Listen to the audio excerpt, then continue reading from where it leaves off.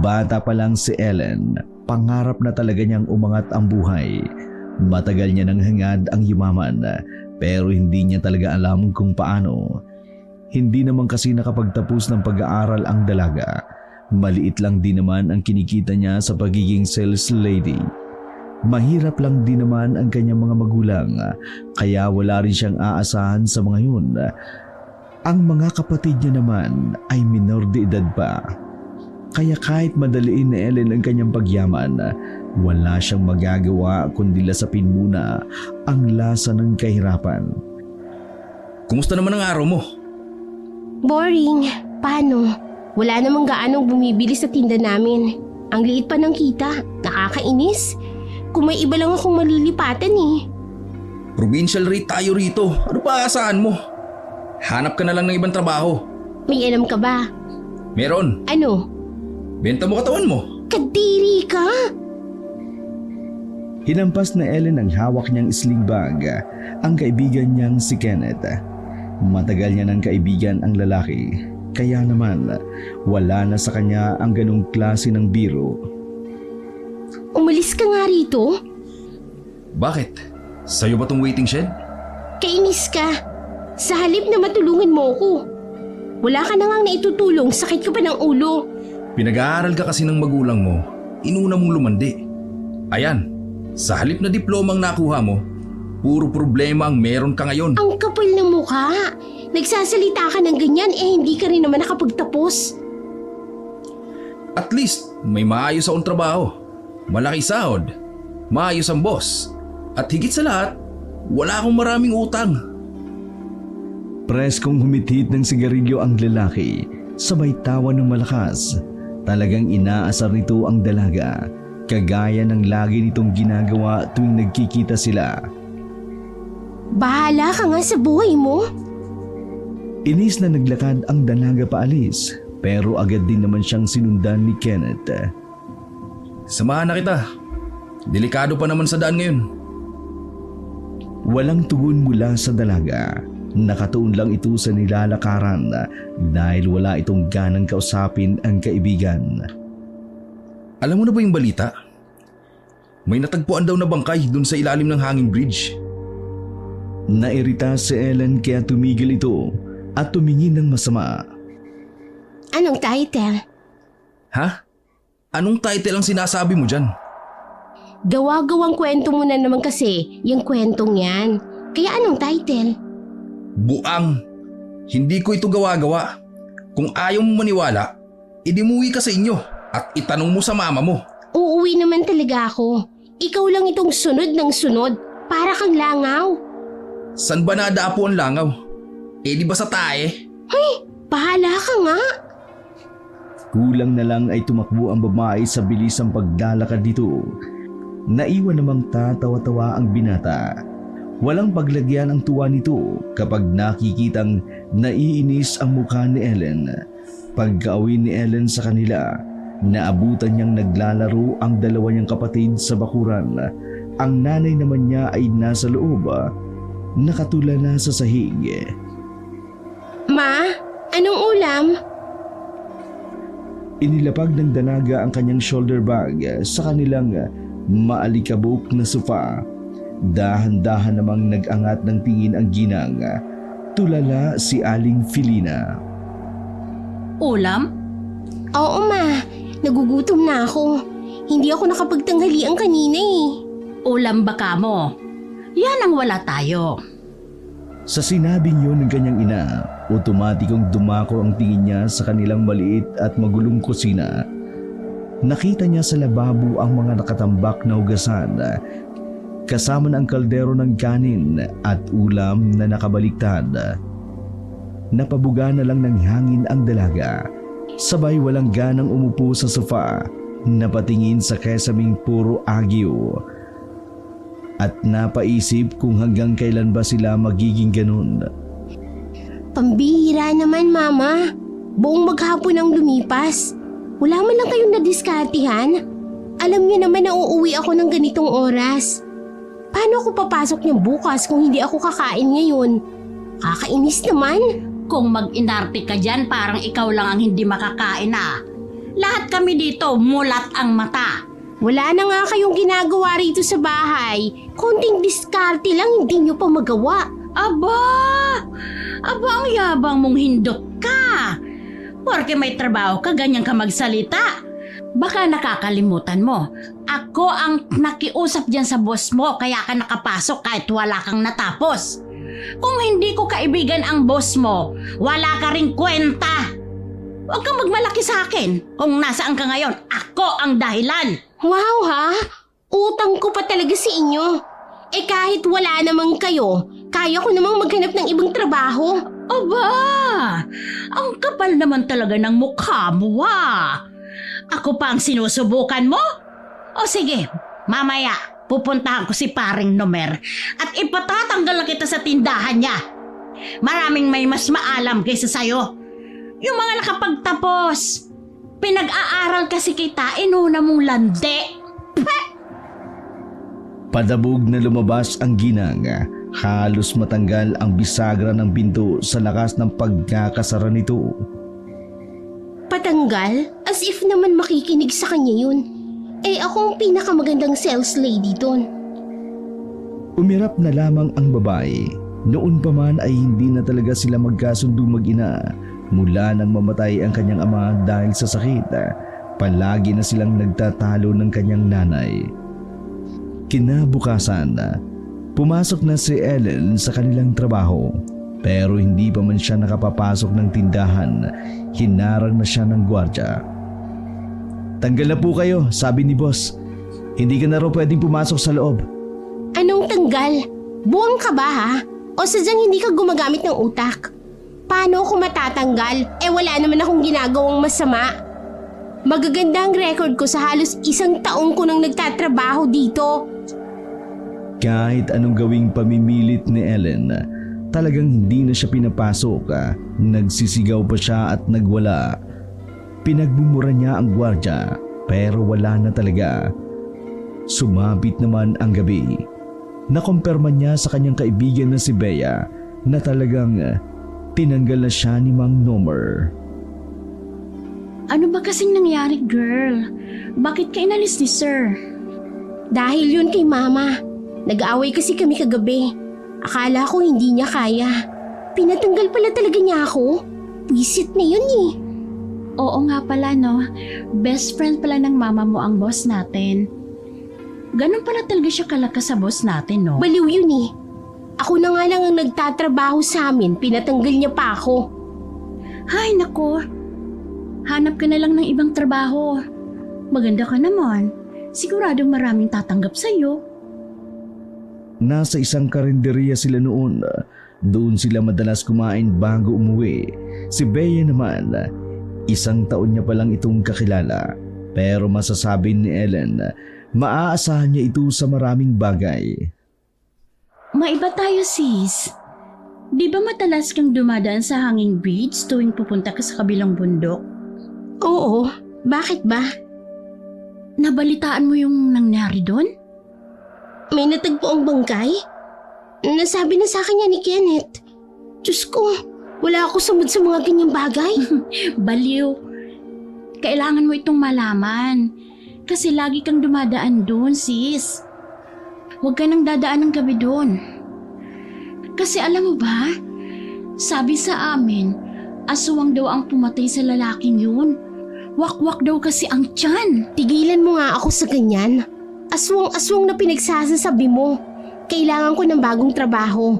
Yun ang nasa isip ko. Para din ito sa safety mo, buang ka.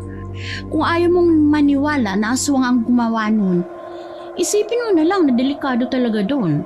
Lalo na kapag gabi. Huwag ka nang dumaan doon. Wala ka bang ibang sasabihin na maganda?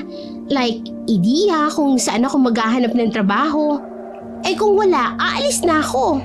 Tingnan mo tong isang to. Teka, sandali! Nagmamadaling umalis ang dalagang si Ellen.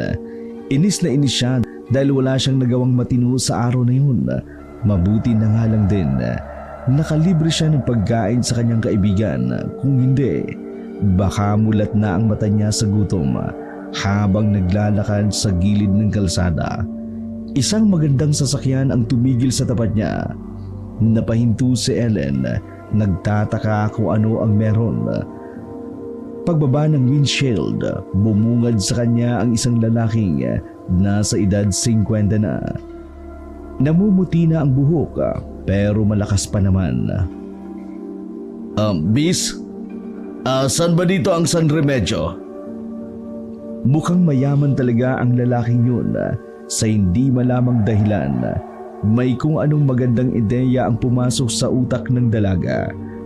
Dulot ito ng kanyang pagiging desperada na makaangat sa buhay. San Remedyo po ba? Madadaanan ko po yun sa pag-uwi ko. Pero diretso nyo na lang po, tapos kanan. Sabay diretso po ulit. Nakita ni Ellen na parang nakuha niya agad ang kiliti ng matanda. Nakangiti iyon ng malapad sa kanya habang pasulyap-sulyap sa naglulusugan niyang dibdib. Gusto mo sumabay ka na para maituro mo sa akin kung saan at ihatid na kita.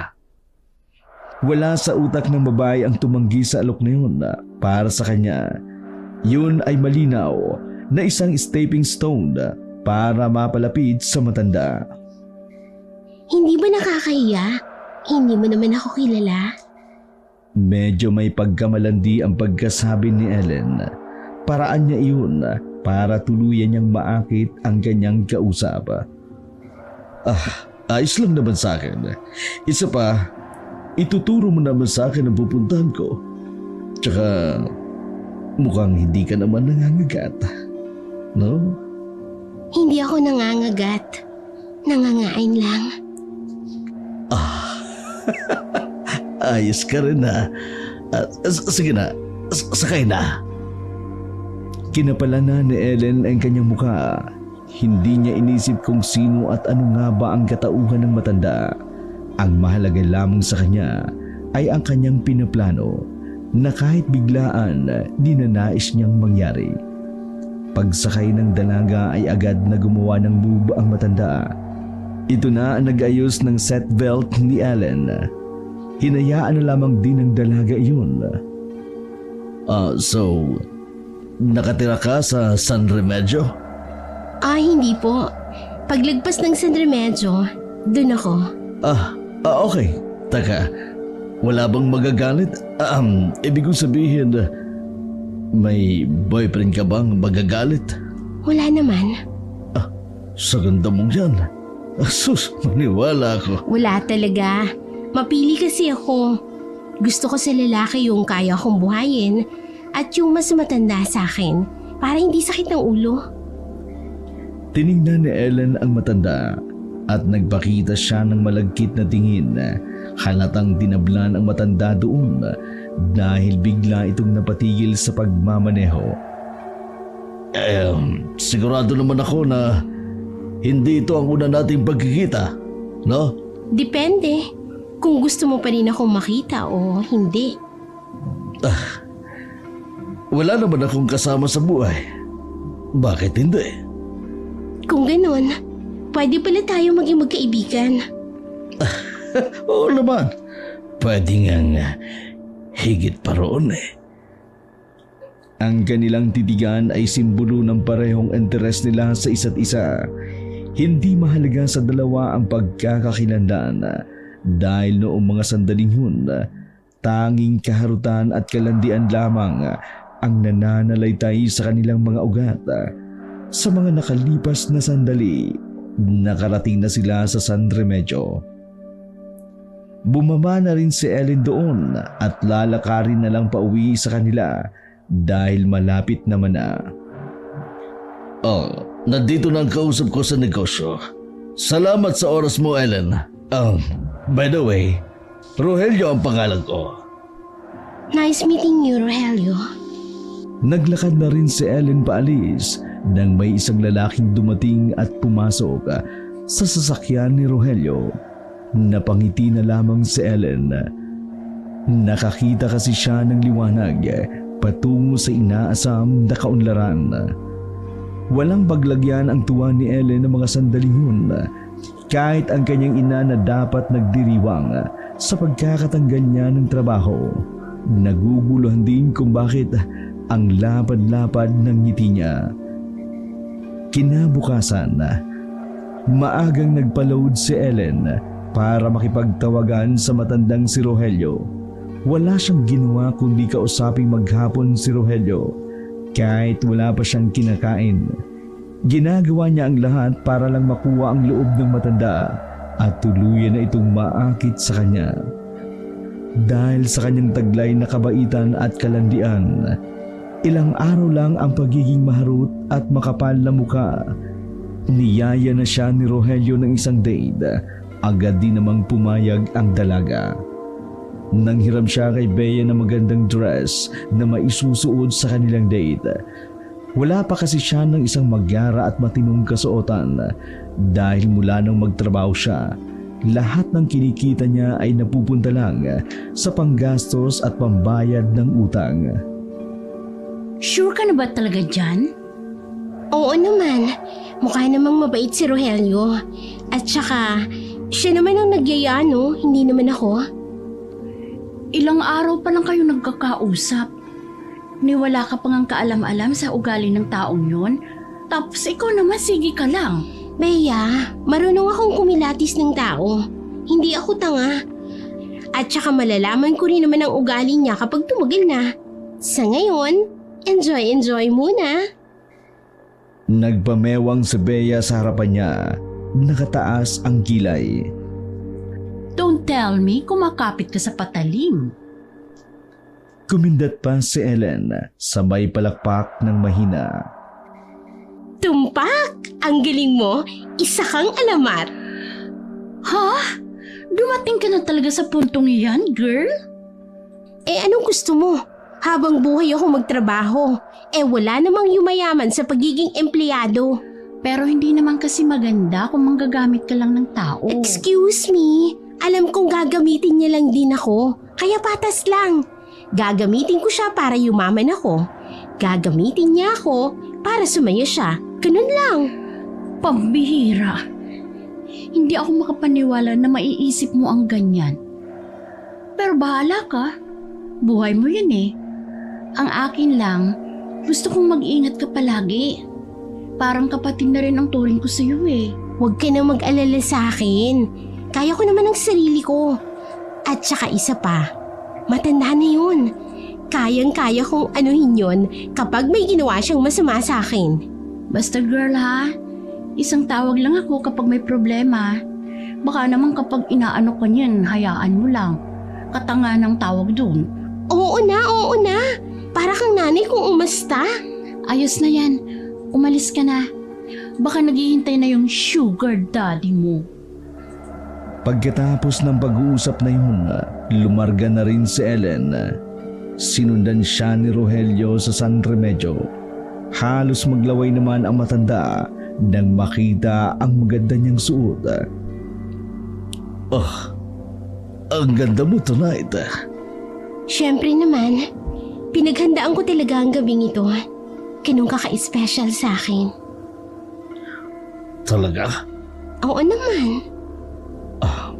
Kung gano'n pwede na kitang dalhin sa bahay ko. Ha? Sandali lang silang nagkatinginan ni Rogelio.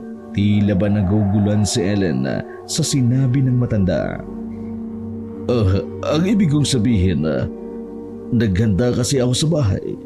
Naisip ko lang, sa halip na gumala tayo sa ibang lugar, mas mainam na sa bahay na lang.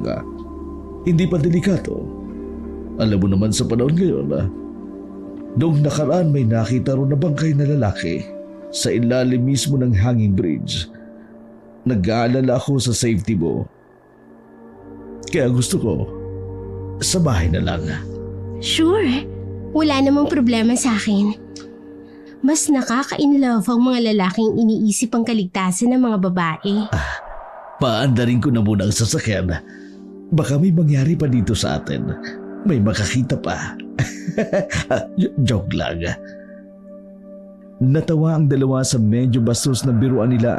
Kaya naman, nagmadali na si Rogelio sa pagmamaneho pa uwi. Halos 10 minuto lang naman ang biyahe papunta roon. Pagdating nila, Namangha si Ellen sa kanyang nakita. Ang laki ng bahay. Sa liblib na lugar na yun lang ang bukod tanging nagliliwanag. Bumaba ng sasakyan ang babae. Habang napapanganga, hindi siya makapaniwala sa kanyang nakikita. Seryoso? Bahay mo ito? Oo, bahay ko ito. Itong malaking bahay na nakatirik dito sa gubat? Bahay mo? Oo nga, bahay ko ito. Nakakagulat ba? Grabe! Ang laki! Pumasok na tayo sa loob. Ililibot kita. Pinagbuksan sila ng gate ng isang kasambahay na may nababahalang muka.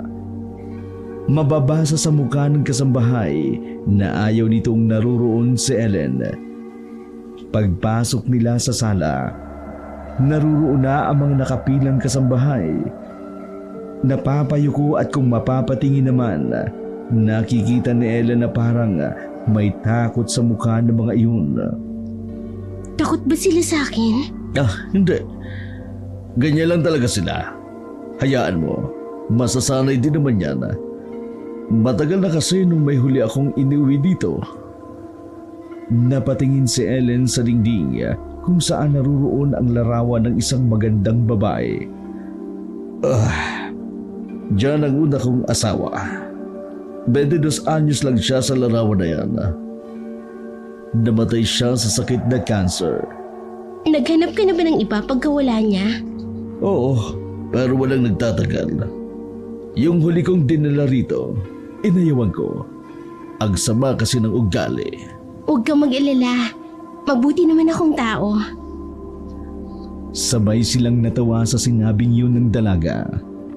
Dinala ng matanda si Rogelio sa likuran ng mansyon kung saan naruroon ang napakahabang table para sa kanila. May mga kandila rin sa paligid na kahit tumahangin ng bahagya, hindi naman namamatay. Inihanda ko talaga ito para sa'yo. Sana mag-enjoy ka ngayong gabi. Maraming salamat. Siguradong magiging memorable ito. Lalo na kapag nagsimula ng giyera. Gusto ko kung paano ka magbiro. Mas magugustuhan mo ko kapag nalaman mong hindi yun biro. Nagkatinginan ang dalawa. Hindi pa man sila kumakain.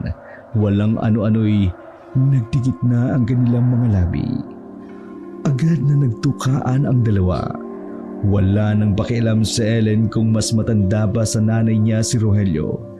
Ang mahalaga sa kanya, mas nabigyan ng liwanag ang inaasam niyang buhay. Hindi namamalayan ni Ellen, nakarating na sila sa isang silid. Mara siyang inihiga doon ng matanda. Ilang sandali lang, nagsimula na ang giyera. Siya namang pagsuko ni Ellen ng kanyang bandera. Sa sobrang sarap ng gabing yun, nakatulog si Ellen sa malambot na kama. Nagising na lamang siya nang maramdamang wala na sa kanyang tabi ang matandang si Rogelio. Pagtingin niya sa kanyang relo, nakita niyang 3:00 na pala ng madaling araw. Maraan siyang bumangon at napapapikit pa. Binuksan niya ang balkonahe ng silid. Kadiliman ang natanaw niya sa labas ng bakuran. Nasa naman kaya ang matandang yun?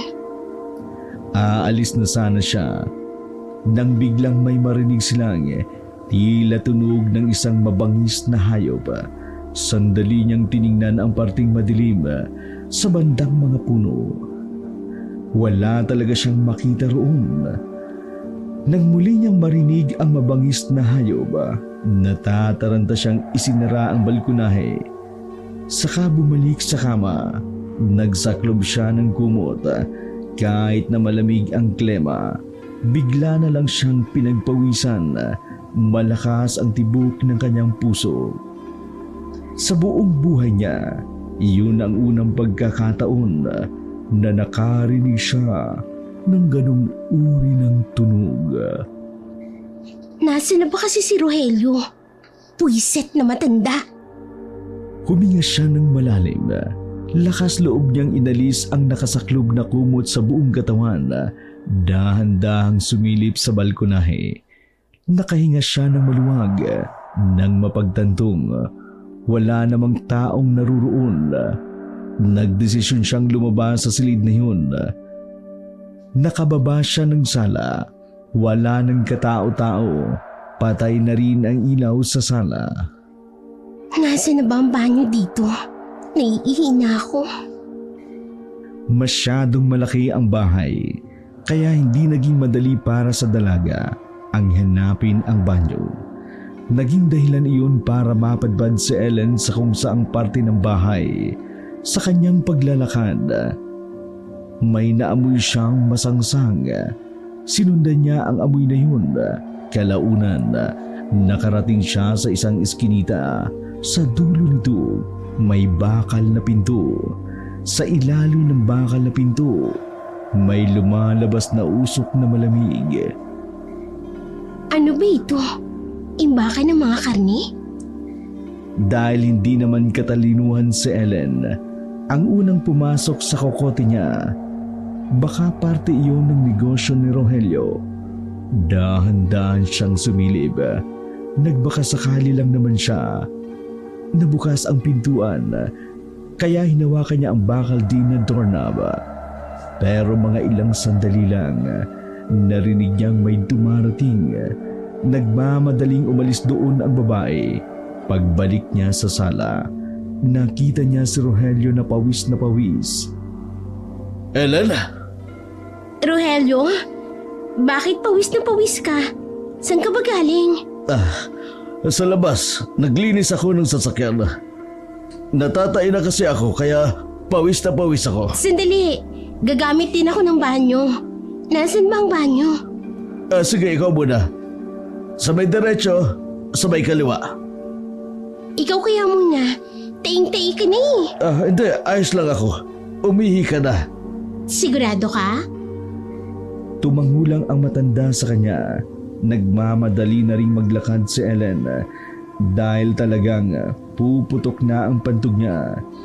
Pagkatapos niyang magbanyo, wala na si Rogelio sa sala. Umakyat na siya sa taas. Naabutan niya ang matanda na nasa kanilang silid. Akala ko ba magbabanyo ka? Umurong mamaya na lang. Bakit ka nga pala nagising? Naramdaman ko kasi na wala ka sa tabi ko. At saka, may narinig pala ako kanina.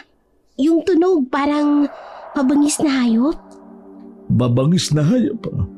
O baka yung baboy ramo na gumagala rito? Tuwing gabi kasi may gumagalang baboy ramo. Alam mo kasi, may baboy ramo dito dati pa. Hindi ko lang pinapansin kasi hindi naman ako inaano. Natakot ka ba? Gusto mo ipahuli ko? Sabay ipapalit siya natin. Hindi. Huwag na. Hayaan mo na. Hindi naman pala nananakit. Baka may kaaway lang siyang kapwa niya baboy ramo. Kaya ganun siya kanina. Okay na ako. Kasi nandiyan ka na. Malapad naman ang ngiti ni Rogelio noong mga sandaling yun. Dahil doon, nagkaroon ng ikalawang digmaan sa malambot na higaan. Dahil sa mas lumalalim na ang pagsasama ng dalawa, tuloy na ngang nagdeklara si Ellen ng commitment. Sinabi ng dalaga, gusto niyang maging asawa ang matandang yun. Isang gabi, napag-usapan nila ang tungkol sa pagpapakasal habang nakatambay sila sa balkonahe. Hindi na ako pwedeng magpakasal dahil kasal na ako sa una kong asawa. Pero pwede naman tayo magsama. Pwede tayong magturingan bilang mag-asawa gaya ng iba. Ellen, seryoso ako sa iyo. Totoo ang ipinapakita kong pagmamahal sa iyo. Totoo rin naman ang pagmamahal ko sa iyo. Hindi naman siguro ako magyayaya ng kasal kung hindi. Nakangiti si Ellen pero ang totoo, sinasadya niya ang lahat. Alam niyang hindi magpapakasal si Rogelio sa iba dahil nga nakatali na yun sa una nitong asawa. Sinadya niya lang na magyaya ng magpakasal para magmukhang totoo ang nararamdaman niya kahit ang totoo. Gusto niya lang masolo ang yaman ng matanda kapag nadedo na iyon. Magsama na tayo. Pinapangako kong ipararamdam ko sa iyo ang pagmamahal na nararapat para sa iyo. Mahal kita, Ellen. Mahal din kita, Rogelio. Naglapat ang malambot na labi ni Ellen at nagbakbakan naman sa labi ng matanda. Simula na ng kanilang pagsasama, hindi inakala ni Ellen na doon pala magsisimula ang mga kababalagan sa buhay niya. Tuwang-tuwa nang napasok na Ellen ang buhay na malayo sa pinanggalingan niya. Dahil sa mga puntong yun, maituturing na rin ang kanyang sarili bilang mayaman. Lahat ng kanyang damit ay puro bago. Kumikinang na rin ang kanyang liig at ang kanyang kamay dahil sa mga alahas na nakasuot sa kanya. Wala na rin ang kanyang shoulder bag. Napalitan na iyon ng mamahaling bag na ang brand ay hindi niya alam kung paano babanggitin. Ibang-iba na si Ellen mula na magsama sila ni Rogelio. Lahat ng kanyang gusto ay nakukuha niya. Talagang buhay prinsesa siya. Pinagsisilbihan siya ng mga kasambahay na parang isang reyna. Lahat ng utos niya ay agad din namang sinusunod. Pero may isang utos na kahit kailan hindi kayang sundin ng mga kasambahay. Yun ay ang makapagsalita. Hindi alam ni Ellen kung bakit lahat ng kasambahay doon ay ayaw magsalita. Hindi naman pipi ang mga iyon dahil naririnig naman ng mga iyon ang kanyang sinasabi. Kaya malaking katanungan talaga para sa dalaga kung ano ang problema ng mga kasambahay. Pero hindi naman iyon ang kanyang dapat na atupagin para sa kanya. Ang pag-unlad ay dapat niyang isipin. Noong hapon na yun, lumabas ng mansyon ang babae para makipagkita sa kanyang kaibigang si Kenneth. Nilibre niya ang binata sa isang mamahaling restaurant sa bayan. Ibang-iba ka na talaga, Ellen. Sinabi ko naman kasi sa'yo, Kenneth. Yayaman din ako. Mas madali talagang yumaman kapag may inaapakan kang tao. Ay mali, kapag pala may sinasakyan kang tao. Well, sabihin mo na ang gusto mong sabihin. Basta ako, eto, chill, relaxed at tamang pasarap lang. Kung sa bagay, sa hirap ng buhay ngayon, kahit anong paraan talaga dapat patusin.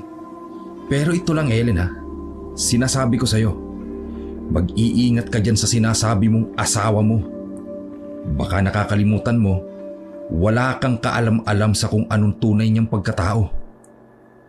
Sandaling natahimik si Ellen. Bigla siyang sinampal ng katotohanan.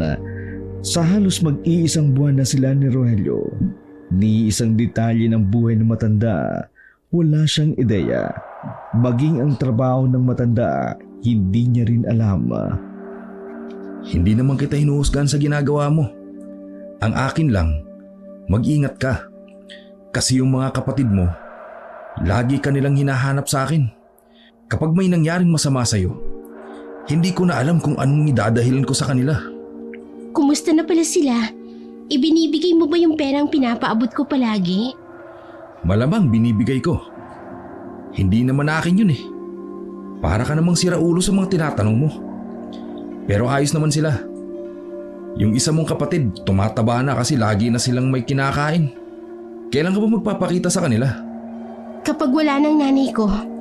Hay nako, bahala ka nga. Kenneth, tingin mo mahal talaga ako ni Rogelio?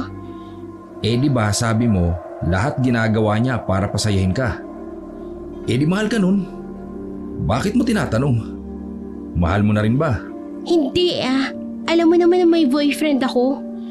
Gets ko na. Nababahala ka na kapag nalaman ni Rogelio na may jowa ka, baka anong gawin niya kay Leo? Oo, kasi kung totoong mahal niya talaga ako at hindi lang katawan ko ang habol niya, siguradong magagalit siya ng sobra sa akin. Tumawa ng malakas si Kenneth. Nagtinginan pa sa kanya ang mga naruroon. Yan ang nga bang sinasabi ko eh. Naku, sinasabi ko na nga ba. Mukhang hindi na friends with benefits ang tingin sa'yo ng matanda. Naku, in love sa'yo ang matanda. Yari ka dyan, kaibigan. Para kang tanga. Kaya nga kita kinita para humingi ng suggestion kung ano bang pwede kong gawin. Alam mo kung anong dapat mong gawin. Pilitin mong makilala siya. Alamin mo kung sino at anong klaseng tao talaga siya. Para alam mo rin kung ano siya kapag nagalit. Paano ko naman gagawin yan? Aba, bahala ka na. Tinuruan na kita. Sinubo ko na sa'yo lahat ng gagawin mo. Mag-isip ka rin naman. Oh, paano? Aalis na ako. Para maibigay ko na tong pera sa nanay mo. Tumayo ang binata. Kumaway pa ito habang patawa-tawa. Nang nakalabas na ito ng restaurant. Wala talagang silbi kahit kailan. Pwisit! Inabot pa ng gabi si Ellen sa labas. Dahil nababagot siya sa mansyon, naglakad-lakad muna siya sa bayan. Nais niyang ibandera ang kanyang bagong bag at damit. Sa kanyang paglakad-lakad sa bangketa, nahagip ng kanyang tingin ang isang dyaryo na nasa lapag. Nang tingnan niya iyon, nabasa niya ang headlines. Mga bangkay sa ibaba ng hanging bridge? Tumadami? Tiningnan niya maigi ang larawan na naroon. Napagtanto niya ang tulay na nasa larawan ay ang tulay na madalas niyang daanan noon. Teka, sa amin to ah. So totoo pala na may mga bangkay na natatagpuan doon? Pinagpatuloy niya ang pagbabasa. Nabasa niya roon na aswang di umano ang pumapatay sa mga bangkay na natatagpuan. Napailing ang babae. Ganon din kasi ang sinabi sa kanya ng kaibigang si Bea. Aswang-aswang. Totoo ba yan? Sus! Totoong mga aswang sa maniwala ka man o hindi. Hanggang sa panahong ito'y nabubuhay pa rin sila. Hindi nga lang natin nalalaman kung sino sila. Dahil ginagaya na nila kung paano mamuhay ang isang tao. Ay, bongga! Trivia yan Trivia yan! Ang mga katulad mo ay dapat na hindi gumagalak. Dahil ang mga katulad mong mangmang tungkol sa kanila ang madalas nilang biktimahin. Whatever.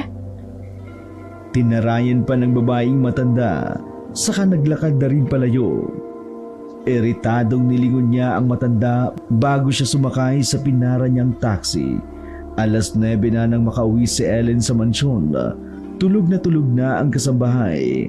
Tahimik na ang buong paligid. Nagtaka siya dahil hanggang sa mga oras na yun, hindi pa rin bumabalik ang matandang si Rogelio. Mga ilang sandali lang, tumunog na ang kanyang mamahaling cellphone na nasa kanyang bag. Pagtingin niya, tumatawag ang kanyang lihim na kasintahan, ang lalaking si Leo. 1 linggo niya na rin itong karelasyon. Ay, bakit ba ito tumatawag? Sabi nang huwag tatawag kapag nandito ako Napilitang sagutin ni Ellen ang tawag niyon. Dahil aminin niya man sa hindi, namimiss niya rin ang lalaking si Leo. Ano ba? Sabi ko diba? Ellen, tulungan mo ko. May humabol sa aking halimaw. Ellen, nandito siya. Aswang! Bago pa maputol ang tawag, may narinig pa siyang tila mabangis na halimaw sa kabilang linya. Leo, ayoko ng ganyang biro Leo! Kilala niya si Leo. Palabiro ang taong yun, pero sa pagkakataon na yun, pakiramdam niya'y hindi biro ang kanyang narinig. Kaya naman, kahit alanganing oras ay tinawagan niya si Kenneth. Nagpasama siya at pinuntahan ang kinaroroonan ng kasintahang si Leo. Sigurado ka ba sa narinig mo? Baka pinagtitripan ka lang ng jowa mo. Nasa taxi na sila noong mga sandaling yun Baka sa mga nanginginig na kamay ng babae ang matinding kaba. Hindi. Narinig ko talaga eh. Narinig ko na para bang may mabangis na hayop na humahabol sa kanya. Manong, pakibilis pa po. Alam mo ba kung nasan siya? Nandun lang siya sa bahay na pinapagawa namin. Medyo liblib din doon, kaya sigurado akong walang nakakita sa kanya roon.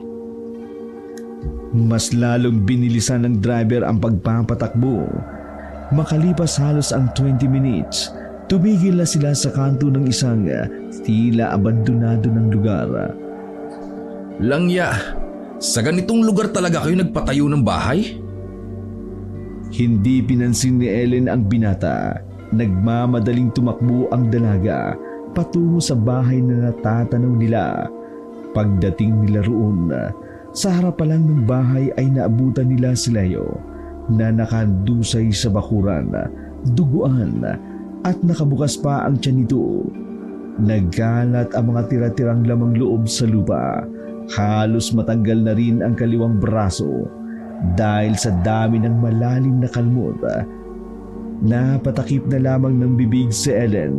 Napamura naman si Kenneth sa kanilang nasaksihan. Nak ng putya! Kadiri! Brutal! Nanghina ang tuhod ni Ellen sa pagkakataon na yun.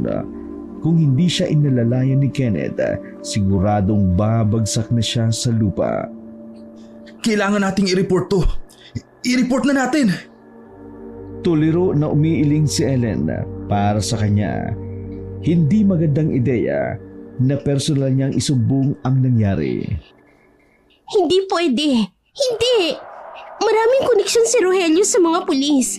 Baka malaman niya na boyfriend ko si Leo. Anong gagawin natin dyan? Hahayaan na lang natin dyan na mabulok? Tawagan mo ang pulis. Tapos umalis na tayo kaagad. Bilis na! Nagmamadaling dinugot ni Kenneth ang cellphone. Mabuti na lang ay may konting signal doon kahit medyo liblib na rin ang lugar. Ayos na. Hindi ko lang sigurado kung naintindihan nila ako. Ahina ng signal dito. Umalis na tayo. Tara na, Kenneth! Hinawakan ni Kenneth ang babae sa balikat para alalayan itong maglakad. Wala na ang taxing nagatid sa kanila kaya tinahak na lamang nila ang daan. Nang makarating na sila sa kalsada, tumambay muna sila saglit sa isang kainan. Wala namang katao-tao. Tulala ang dalagang si Ellen. Hindi niya inakala ang lahat ay darating sa ganung punto. Yan na kasi sinasabi ko sa'yo, Ellen. Baka mamaya niyan nalaman na ni Rogelio yung relasyon ninyo. Tapos yan, pinapatay niya na si Leo. Hindi. Hindi si Rogelio. Wala siyang kinalaman dito. Ha? Bakit? May iba bang kaaway ang syota mo? Kanina, bago siya mamatay, narinig kong sinabi niya na may humahabol sa kanyang halimaw. Tapos, bago maputol yung pag-uusap namin, nabanggit niya ang salitang Ano? aswang. Aswang? Oo, aswang. Yun daw ang humahabol sa kanya, Kenneth. Tingin mo, totoo kayang aswang ang pumatay sa kanya? Sa totoo lang, naniniwala ako sa aswang. Yung mga bangkay na natagpuan sa ilalim ng hanging bridge, hinala ko aswang din ang dumali. Wakwak din ang tiyan. Pero kung aswang din ang pumatay dyan kay Leo, bakit naman dun sa mismong pinapagawa ninyong bahay? Halos lahat kasi ng biktima ng aswang ay sa hanging bridge niya tinatapon. Bakit parang napaka-espesyal naman ni Leo? Hindi ko alam. Ano ba? Huwag mo na nga akong tanungin. Mababaliw na ako, Kenneth. Napasabunot sa sariling buhok ang dalaga. Ayusin mo nga sarili mo. Kapag nakita kang ganyan na Rogelio, magdududa yun sa'yo. Gusto kong mag-inom. Hindi na ako nagiinom. Wala akong pakialam. Eh di ako na lang. Hoy, tanda. Bigyan mo ako ng maraming alak. Magbabayad ako ng malaki. Bilisan mo! Sandali siyang sinungitan ng matandang babae, pero sinunod din naman ang kanyang sinabi. Nagpakalunod sa alak ang dalaga ng mga sandaling yun. Mabuti na lamang ay may napadaan lang na taxi.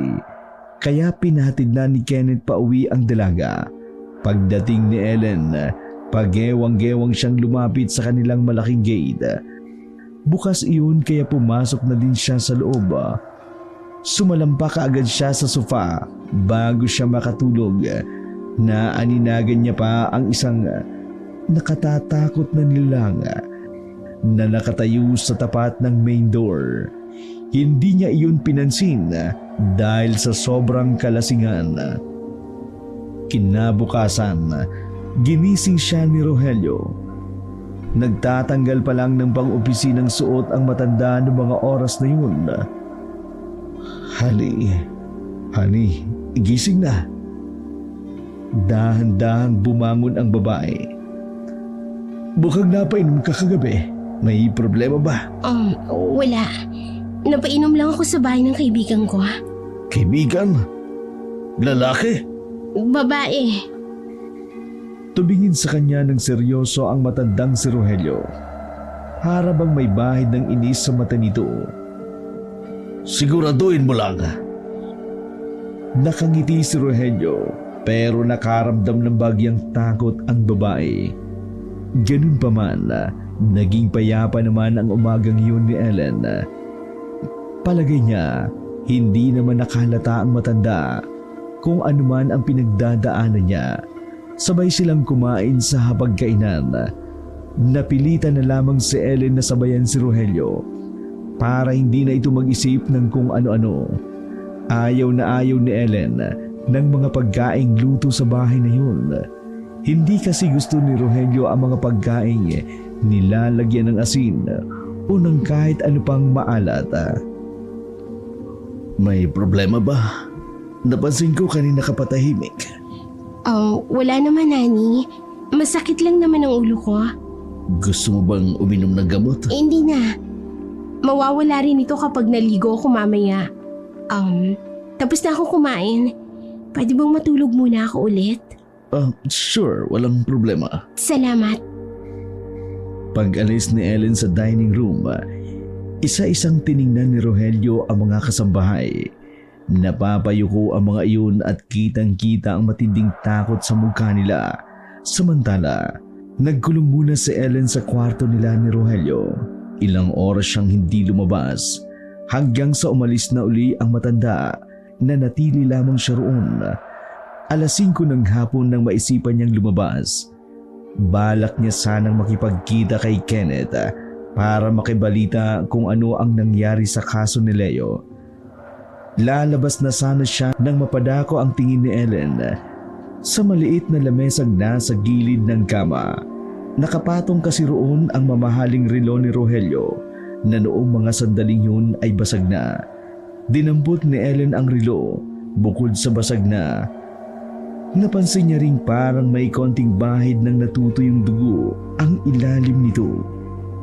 Napaaway ba si Rogelio? Bakit may dugo at basag ito? Dahil doon, nagsimula na siya magkaroon ng interes na makilala ng lubos ang matandang kanyang kinakasama. Habang wala si Rogelio, isa-isa niyang tiningnan ang mga papeles na nasa cabinet.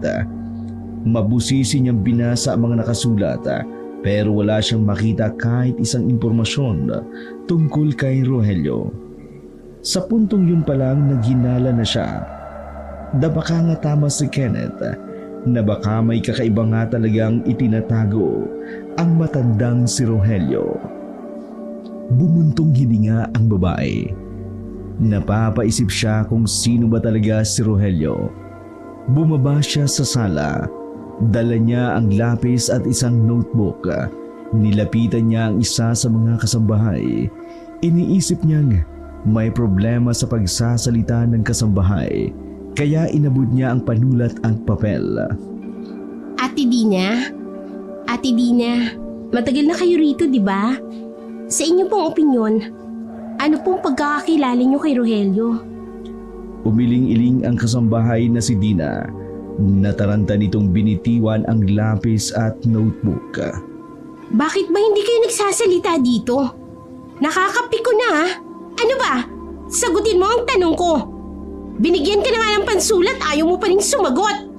Narinig iyon ng ibang kasambahay kaya lumapit na mga iyon sa kanila. Ang pinakamatandang kasambahay na si Stella ang kumuha ng lapis at notebook. Nagsulat iyon doon. At nang basahin ni Ellen, lalo siyang nagtaka. Bawal po kami magsabi ng kahit na ano tungkol sa kanya. Mapapahama kami? Ano? Mapapahama kayo? Bakit? Ano bang meron kay Rogelio? Minamaltrato niya ba kayo? Hindi na sumagot pa ang mga kasambahay. Kitang-kita ni Ellen ang pagkabahala sa mukha ng mga yun. Sa sobra niyang inis, naisipan niya na lang na lumabas. Nakipagkita naman siya sa kanyang kaibigang si Kenneth. Wala pang update. Hindi ko alam kung anong gagawin ko para makabalita dun kay Leo. Mahirap na. Baka ako pa mapagbintangan. Kenneth, mukhang tama ka nga. Tama sa ano? Parang may tinatago sa akin si Rogelio. Ikaw nga, may tinatago rin eh. Nakakagulat ba kung may tinatago rin siya? Hindi eh. Palagay ko sobrang kakaiba ng inililihim niya sa akin. Teka nga, ano bang pinupunto mo? Yung mga kasambahay niya, hindi nakakapagsalita. Lahat sila, hindi sila nagsasalita. Kahit bigyan ko sila ng pansulat, natatakot silang sagutin ang mga tanong ko tungkol kay Rogelio. Sabi ko na kasi sa'yo, maghanap ka ng pagkakakilanlan niya. Wala nga eh. Naghalungkat na ako at nagkalkal, pero wala talaga. Yan ang nangyayari kapag masyado kang nagpasilaw sa karangyaan. Baka mamaya serial killer yung kinakasama mo. Hindi mo lang alam. Kenneth, kinakabahan na ako. Anong gagawin ko? Pakiramdam ko mapanakit na tao si Rogelio. Nakita ko sa mata niya kagabi na parang galit siya kahit nakangiti siya. Sumama ka na lang kaya sa akin. Saan naman? Uuwi ako sa lolo ko sa susunod na Sabado. Magbabakasyon muna ako kaya hindi ko muna mahatira ng pera yung mama at mga kapatid mo. Patid mo na lang muna dun sa Bea. Sige, sasama ako. Gusto ko nang lumayo.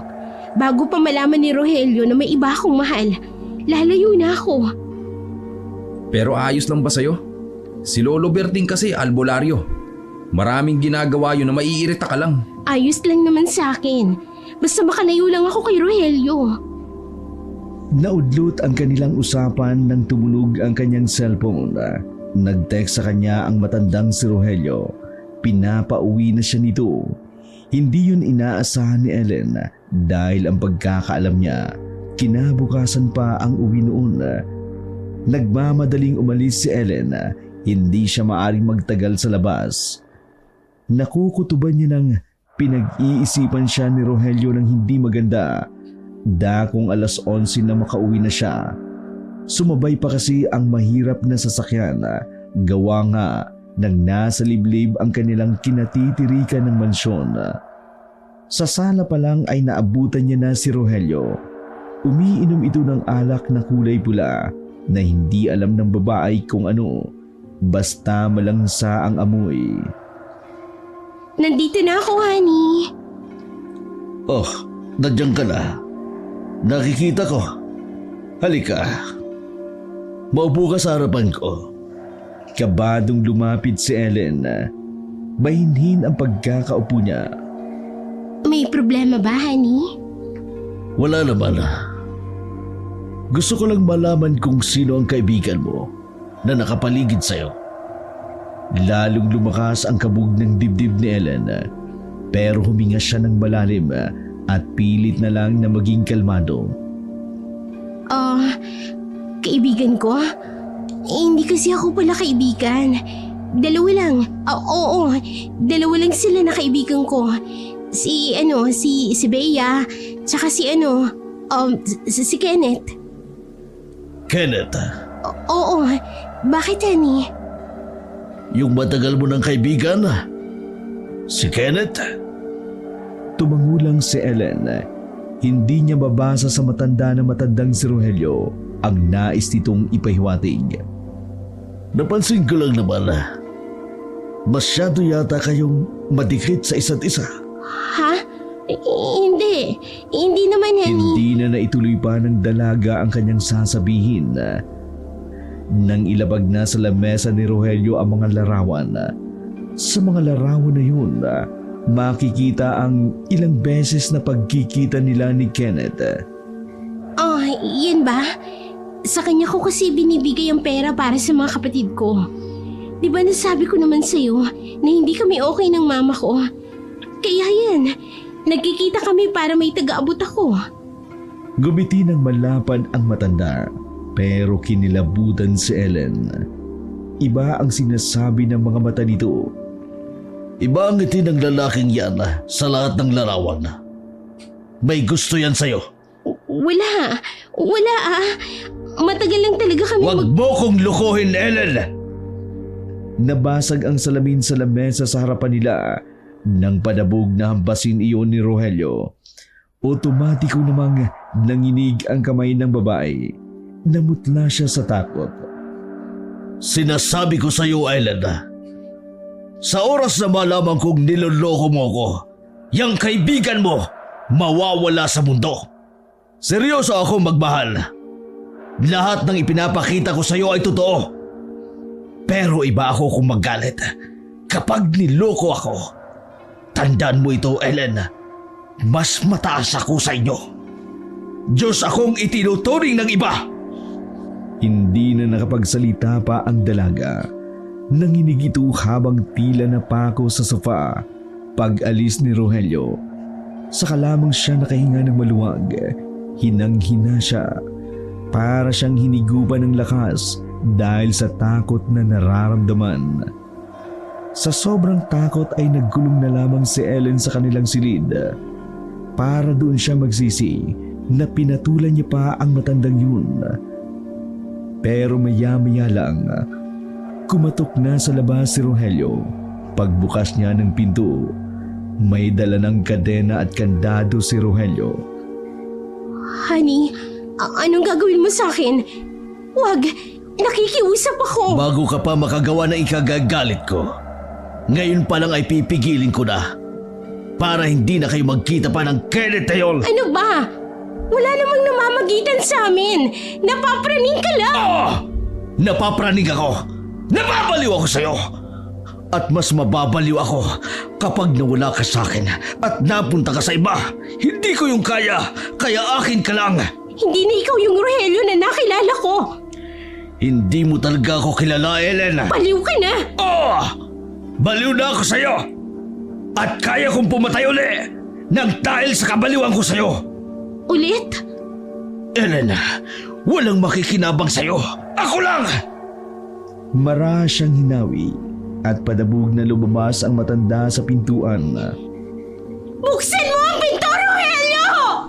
Pakawalan mo ako rito! Nakikiusap ako! Pakawalan mo ako rito! Halos mapaus-paus na si Ellen sa kasisigaw. Pero hindi siya binalikan ni Rogelio. Naisipan niyang tawagan na lamang si Kenneth, pero hindi niya mahanap ang kanyang cellphone. Nang lingunin naman niya ang balkonahe, may 5 malalaking kandado ang nakalagay doon. Talagang siniguradong hindi siya makakaalis ng silid na yun. Buisit na buhay ito! Napaka-buisit! Gusto ko lang naman magkaroon ng magandang buhay. Bakit ako napunta sa ganitong lalaki? Maiyak-iyak ang dalaga habang pilit na sinisiksik ang sarili sa sulok. Sinasabunutan niya ang kanyang sarili sa sobrang pagkadismaya. Nang mapagod na siya sa kaiiyak, unti-unti na siyang nilamon ng antok. Nagising na lamang si Ellen nang marinig niyang tila may nagbubukas sa pintuan sa labas. Nagmamadali siyang bumangon nang akalaing si Kenneth na iyon. Pero pagsilip niya sa butas, nakita niya sa labas ng pinto ang mga kasambahay na tarantang tinatanggal ang kandado. Aling Estelita, pakiusap! Pakiusap! Pakibukas ng pinto! Tila nagkaroon ng pag-asa si Ellen. Laking pasasalamat niya noong mga sandaling yun. Mga kasambahay na lang talaga ang susi ng pagtakas niya. Makalipas ang halos 5 minuto, nabaklas na rin ang kandado sa labas. Agad nang pumasok ang pinakamatandang kasambahay na si Estelita. Sinarado muna nila ang pinto. Marami pong salamat. Salamat po. Huwag kang maingay, Iha. Teka, nakakapagsalita ka? Bakit? Bakit ngayon lang? Sa lahat ng kasambahay, ako lamang ang nakakapagsalita. Lahat sila hindi. Dahil yun sa ako lang ang pinagkakatiwalaan ni Rogelio. Pero, tuwing may dadalhin siyang babae rito, pinagbabawalan niya na rin akong magsalita. Kapag nagsalita ako, papatayin niya ako. Kaya hanggang ngayon, ay buhay pa ako. Kasi sinusunod ko lang ang utos niya. Mga pipi ba silang lahat? Putol ang mga dila nilang lahat.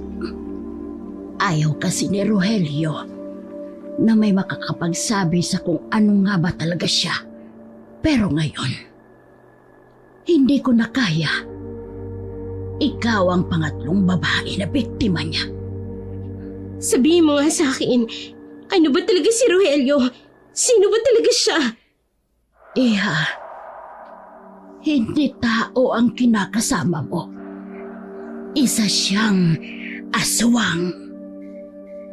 Pagkasabing iyon ng matanda, otomatikong nagtayuan ang kanyang mga balahibo. Hindi niya inaasahan ang kanyang narinig. Bigla siyang pinagpawisan ng malamig habang nagiinit naman ang kanyang muka. Aswang? Biglang napagtagpi-tagpi ni Ellen ang mga pangyayari. Nanlaki ang kanyang mga mata nang mapagtanto niya ang mga detalye. Kung ganon, siya pala yung narinig kong parang mabangis na hayop noon. Kaya pala pawis na pawis siya nung gabing yun. Kaya pala ayaw niya sa maalat. Kaya pala may dugo ang relo niya kasi siyang pumatay kay Leo. Siya ang aswang na pumatay sa kasintahan ko. Napatango na lamang si Aling Estelita. Hindi. Paano nangyari ito? Siya na rin ang naglalaglag ng bangkay sa ilalim ng tulay sa lugar ninyo. Kaya Iha, kailangan mo nang umalis habang wala pa si Rogelio. Ito na ang tamang pagkakataon para umalis ka. Dinukot ng matanda ang isang cellphone na dipindot. Nagbigay ng 100 piso sa dalaga. Hindi ko alam kung kakasya ba ang pera na yan para ipamasahe mo. Wala ring pera ang ibang kasambahay. Ako lang. Pero sana makaalis ka rito. Yang cellphone na yan, may 2 pang text pa ata yan. Sige na, Iha. Umalis ka na. Tumayo si Ellen pero agad siyang napatigil at nag-aalalang tumingin sa matandang si Estelita. Pero, paano kayo? Paano ka? Walang masasaktan sa kanila dahil aakuin ko ang lahat. Patawad po. Iha, matanda na ako. Kung mawawala ako sa ganitong paraan, masaya akong mamamahinga. Ayaw ko lang talaga na may mabiktima ulit ang Rogelio na yun. Sige na, umalis ka na. Wala nang sinayang pang pagkakataon ang babae. Agad siyang umalis ng mansyon. Walang kahit anong sasakyan ang napapadaan. Kaya naman, wala na rin siyang ibang choice kundi ang maglakad na lamang. Kainis! Ayaw pong mag-send! Habang tumatakbo, makailang ulit niyang pinindot ang cellphone para maipadala ang mensahe kay Kenneth. Nang makarating na siya sa medyo maliwanag na parte at may matitino na ring poste, saka lamang nag-send ang mensahe na yun. Pero hindi naging kampante si Ellen. Nagpahinga lamang siya saglit pero tinakbo niya ang daan hanggang sa tuluyan na nga siyang makakita ng masasakyan. 100 lang ang pera niya, mabuti na lang napakiusapan niya ang taxi. Kaya dinala siya nito sa bayan. 1 oras lang naghintay si Ellen, dumating na rin si Kenneth. Sa sobrang takot, niyakap niya agad ang binata. Ramdam na ramdam ng lalaki ang labis na panginginig ni Ellen. Lintik naman oh. Matutulog na sana ako. Ano ba nangyari? Kenneth, si ano? Kumalma ka nga muna. Kasama mo na ako. Kalma. Huminga ng malalim si Ellen. Nang makakuha ng buwelo, saka lamang ito nakapagsalita ng maayos. Hindi tao si Rogelio. Hindi tao? Anong ibig mo? Oo, Kenneth. Aswang siya. Siya ang aswang na pumatay sa mga bangkay sa ilalim ng tulay. Siya rin ang aswang na pumatay kay Leo. Nalaman niya ang relasyon namin. Hindi ko alam kung paano. Basta aswang siya. At ikaw, Kenneth, nasa panganib din ang buhay mo. Naghihinala siyang may relasyon tayo. Aswang si Rogelio? Pochang buhay naman to. Oo. Kaya, Kenneth, tara na. Pumunta na tayo sa lolo mo. Kailangan nating makalayo. Buti na lang nagdala ako ng pera. Pwede na tayong lumakad ngayon. Pero hindi dito sa bayan ng terminal. Sa dulo pa. Tara na. Pumara ka na ng sasakyan. Agad na bumiyahe ang dalawa. 15 minutos lang ang biyahe ang kailangan nilang tahakin. Kaya naman, nakarating kaagad sila sa kanilang patutunguhan. Kaso nga lang, dahil 1:00 pa lang ng madaling araw noon, wala pang sasakyan sa terminal. Sarado pa iyon ng mga ganung oras. Maghintay na lang muna tayo rito. Nakakatakot naman dito. Tingnan mo, walang katao-tao. Puro puno ang nasa gilid natin. Baka mamaya niyan. Ang nega mo naman kasi. Kaya yan nangyayari. Subukan mo manahimik. Tumambay ang dalawa sa mahabang upuan na gawa sa katawan ng puno ng niyog. Dahil may kadiliman sa kinilalagyan nila, hindi maiwasan ni Ellen na hindi magpalingon-lingon.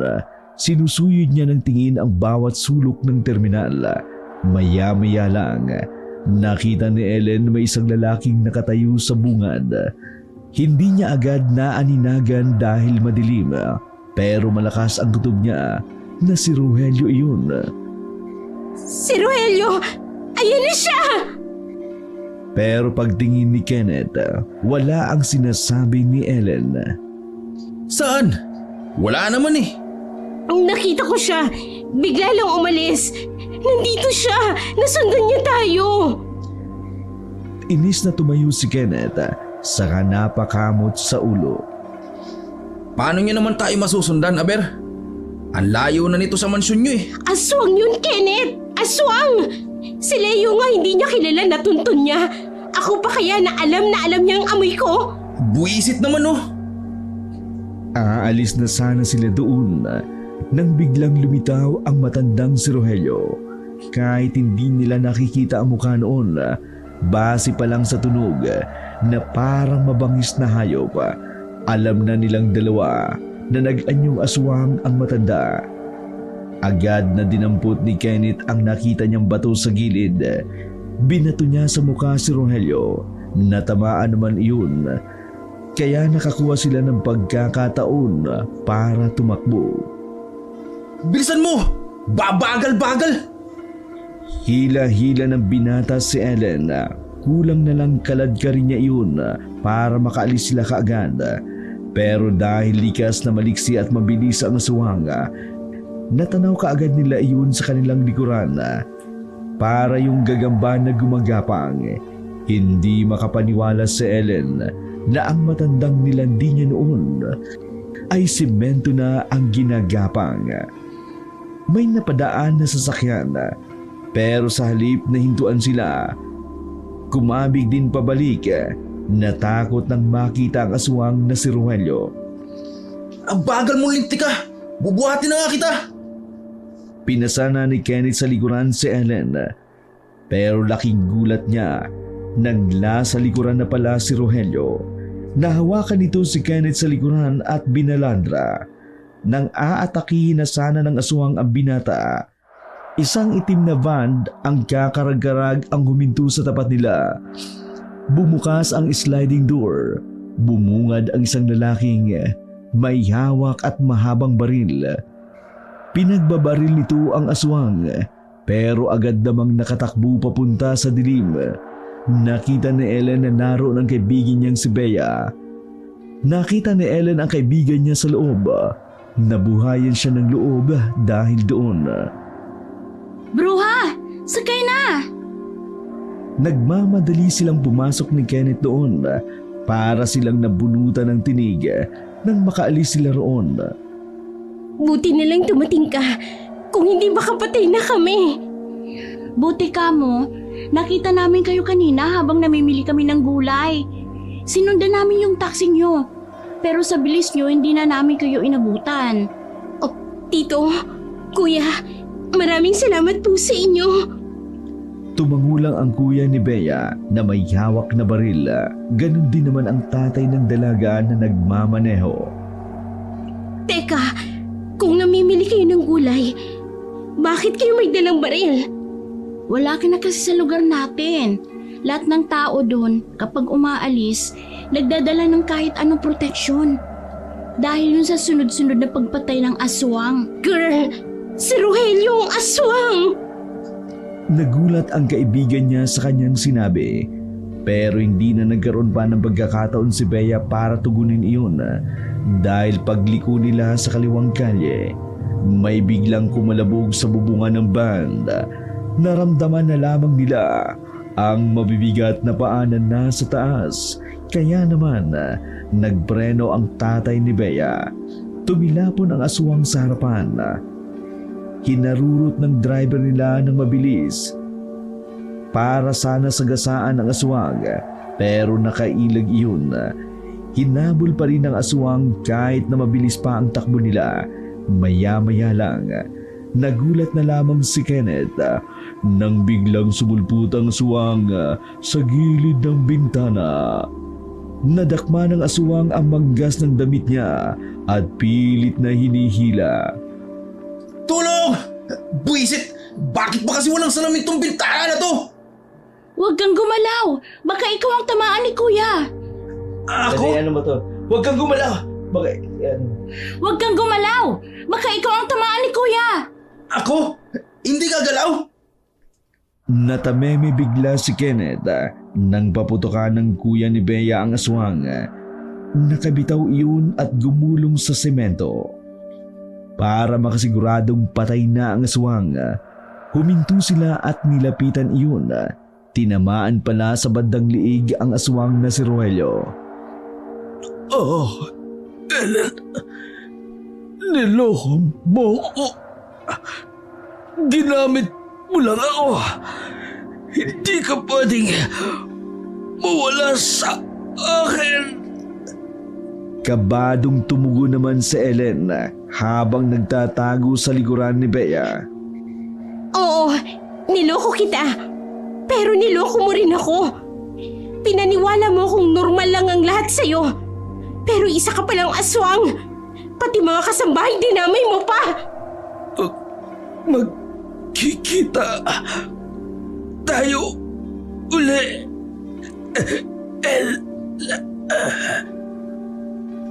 Hindi na nito natapos pa ang sasabihin nang biglang barilin ng kuya ni Bea. Sabog ang ulo ng aswang at tuluyan ng nanahimik. Sa punto na yun, napahugulhul na lamang sa iyak ang dalagang si Ellen. Hindi niya akalain na sa kabila ng lahat ng nangyari, mabubuhay pa siya at magkakaroon pa siya ng pag-asang makalaya sa kamay ng isang aswang. Matapos ang pangyayaring yun, umalis na sila kaagad. Hindi na nila pinaalam sa ibang tao na sila ang nakapaslang sa kinatatakutang aswang. Kinabukasan, binalikan ni Ellen si Kenneth sa mansyon. Naabutan niyang naruroon ang mga kasambahay. Laking tuwa niya nang makita si Aling Estelita na buhay. Sa sobrang tuwa niya, Niyakap niya ng mahigpit ang matanda. Aling Estelita, makakalaya na po tayong lahat. Wala nang aswang. Wala na si Rogelio. Nako, salamat sa Panginoon at dininig niya ang aming panalangin. Sa wakas, mararamdaman na rin namin ang kapayapaan. Maging ang kaawa-awang matanda ay naiyak na lang din. Baka sa mukha ng mga kasambahay ang tuwa na matagal na nilang gustong maramdaman. Kanya-kanya nang umuwi ng probinsya ang mga kasambahay. Samantala, ilang araw lang namang namalagi si Ellen sa bahay nila Kenneth. Nang makakuha na ng lakas ng loob, umuwi na rin siya sa kanila. Pagkakita lang sa kanya ng kanyang ina ay naiyak na agad ang ginang. Nasabi na rin kasi ni Bea ang pinagdaanan ng dalaga. Ma, sorry sa lahat. Sorry kung masyado ako nagmataas. Sorry, binaliwala ko yung nararamdaman niyo, Ma. Pasensya na rin sa mga nasabi ko, ha? Pati na rin sa pagiging pabigat ko. Huwag kang mag-alala. Magtutulungan tayong itaguyod ang mga kapatid mo. Huwag mo nang uulitin ang ginawa mo, ha? Nandito naman ako. Nandito ang nanay niyo. Magbabago na ako para sa pamilyang ito.